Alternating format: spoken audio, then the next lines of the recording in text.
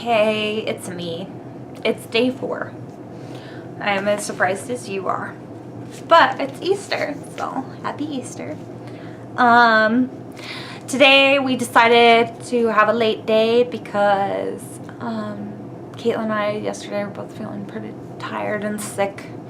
And so I actually didn't get up till I think I woke up a little before 9, but then I just kind of laid in bed till about 10 and then got up and got ready because I needed to meet my sister at noon for a brunch reservation, which I've been looking forward to, honestly, before I left. It was at this place called Seymour's, and it was actually like a boutique hotel, and they had both a kind of feminine finger sandwich option for tea, and then also like this Uncle Seymour's version, which I ordered, which included the mini croque monsieur and a sausage roll, and also it had a deviled egg, and then there was like this little pastry thing. I think it has a name for it. I'm just blanking on that.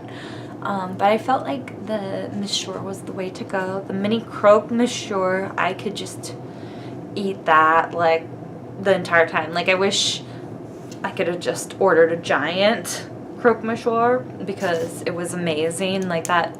And it was the first bite I had, so maybe that makes me biased, but it was the best bite that I had the entire time.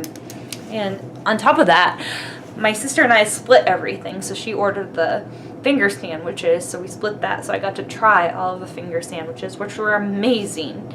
But the croque monsieur really just took the cake. Also, the sausage roll was amazing. I don't think I've ever had a sausage roll before coming here, so that was really cool. And then they also gave us this like tray of cakes, which was insane. It had scones, so we each got a plain and then a raisin scone, in addition to cream and raspberry jam. And then we also each got a cinnamon like cream puff, and then a piece of red velvet cake, and then there was like this like truffle ball that was like white chocolate, and we couldn't even finish that, so I have those in my bag right now to eat later. So that'll be fun. But anyway, Seymour's Parlor, London, really hard to find. I had to take 2 tubes to get there. Probably only needed to take 1 tube because I could have just walked from the first tube, but I took 2 tubes because that's what my City Mapper app told me to do, and it was fine, but the place is really hard to find, so you just kind of have to know where it is. But it was amazing, and there was no one there, so it was a nice, like, quiet start to the day.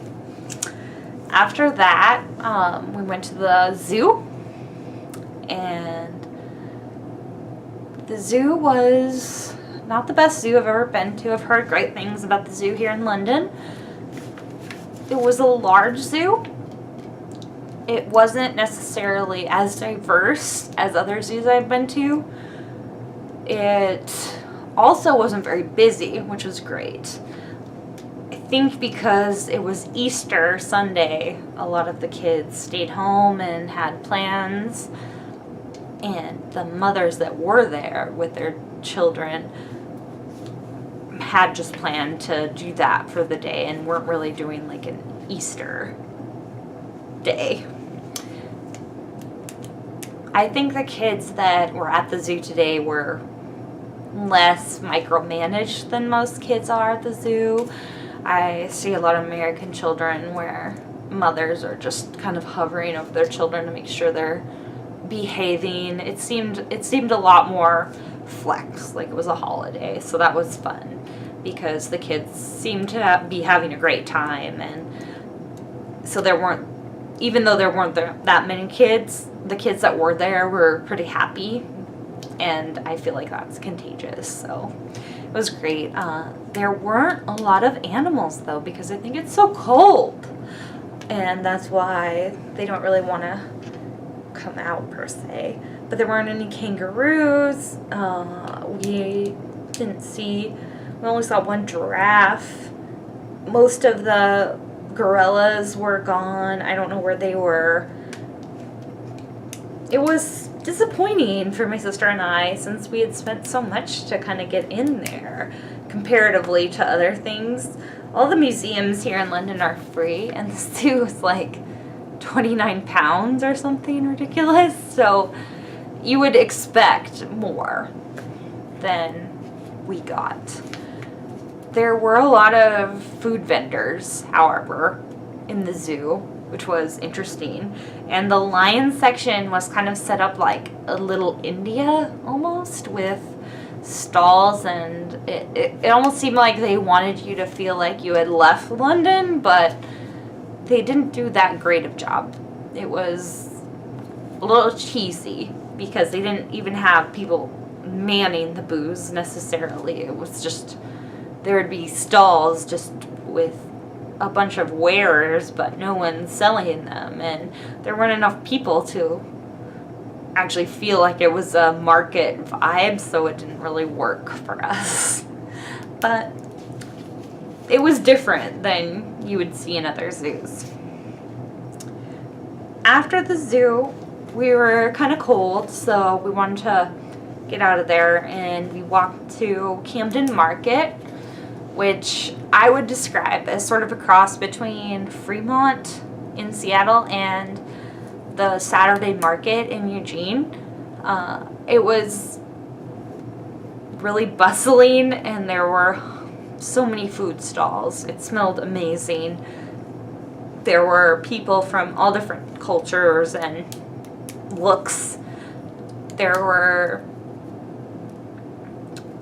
different shopping places, from just like installed shopping facilities to just stalls and set up, just pitched tent type places like it is in the Saturday Market. So I really enjoyed that. I wished I was more hungry, but at the tea that we had at noon, it was really hard to even eat what we were given, so it was impossible for me to be hungry by the time we got to Camden Market. However, I would definitely go back, and I would want to try things, and I think you could honestly just go back there every weekend for like a year and probably still try new things. So I don't even know where I would begin with food to try there. It was amazing. Anyway, once we saw Camden Market and I realized that I wouldn't be able to eat anything there, and it was just a zoo, we decided to just head up to Hampstead, which is where our dinner reservation was at 7:30. And so we're going to try and find a place to just kind of hang out until Caitlin's boyfriend Tom could come meet us for dinner at 7:30. So we actually found 2 stools left at the bar. Just happened to happen sort of as we were there at this place called Holly Hill, which was in some movie with Diane Keaton from last year called Hampstead. And I've not seen this movie, but apparently this bar is featured in it. And I would highly recommend this bar. It had good staff, however, the bookings were completely full, so you couldn't just walk in there and get a table. But we ordered some calamari at the bar, and it was incredible. I thought it was delicious as like a snack to kind of hold us over until dinner, because dinner was like 3 or more hours ahead. I had a few beers there. I integrated some of the American culture by yelling "party foul" when somebody broke a glass, and Caitlin told me that people don't do that in London, and I said, well, I'm just trying to, instill my culture on London so they can deal with it.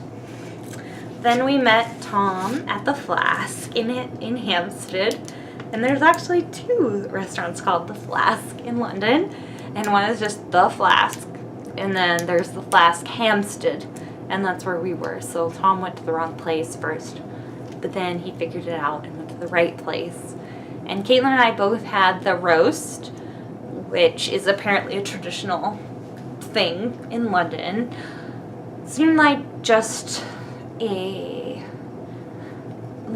like an expensive full meal that you would get in the States. It had roast and a bed of greens and some roasted greens, and then it also had some carrots. So it was like a full meal. It also came with a side of horseradish, which I was super excited about. I love horseradish mixed with mayonnaise, but just horseradish is fine, especially on beef. I love it. So I really enjoyed my meal there. I had a Montepulciano with the meal, which was a great choice, I think. And afterwards, we all decided that we should probably just take Ubers home. Not because we couldn't take public transportation, but a lot of the tube lines are actually closed today because it's Easter. So it's a lot harder to kind of get where you need to go on the tube. And the Uber is about the same price, but maybe a little bit more, but we'll get you there a lot faster. So Caitlin and I both actually Tom and I both ordered Ubers. And I started walking out to go to my Uber, and I didn't see Caitlin or Tom, and I didn't know what they were doing. And I'm just walking towards my Uber. It's going to be there in 2 minutes, and then I just don't see Caitlin and Tom, and then all of a sudden I see them way down the alley.